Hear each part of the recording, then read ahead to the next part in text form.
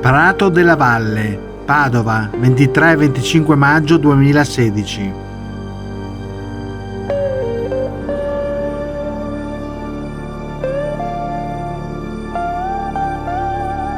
È normale che esista la paura in ogni uomo, l'importante è che sia accompagnata dal coraggio. Non bisogna lasciarsi sopraffare dalla paura, altrimenti diventa un ostacolo che impedisce di andare avanti.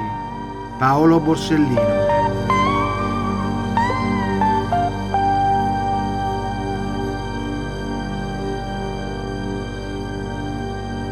Questa iniziativa che nasce dalla necessità di non dimenticare, di ricordare i 100 anni trascorsi dal primo conflitto mondiale e dallo sforzo che ha esercitato il nostro esercito durante appunto la prima guerra mondiale.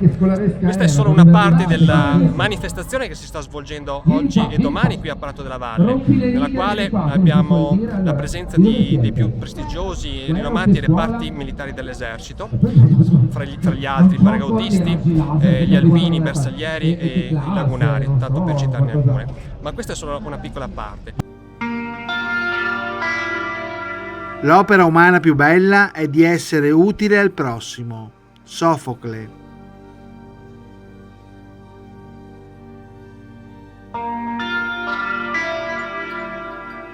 La dignità non consiste nel possedere onori, ma nella coscienza di meritarli.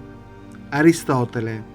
L'attività è iniziata sabato scorso a Lecce, il 21 di questo mese, e da dove sono partite una delle 11 delegazioni che da 11 città italiane, delegazioni composte da militari e da studenti del quarto e quinto anno delle scuole superiori, delegazioni che stanno ripercorrendo le più importanti aree, zone e soprattutto sacrali, militari, sparsi nel nord-est Italia. Queste 11 delegazioni arriveranno qui questa sera e parteciperanno appunto alle varie attività. In questa piazza oggi e anche domani ci saranno le 3 fanfare della Brigata Ariete, della Brigata Pozzuolo dei Friuli e della Brigata Folgore.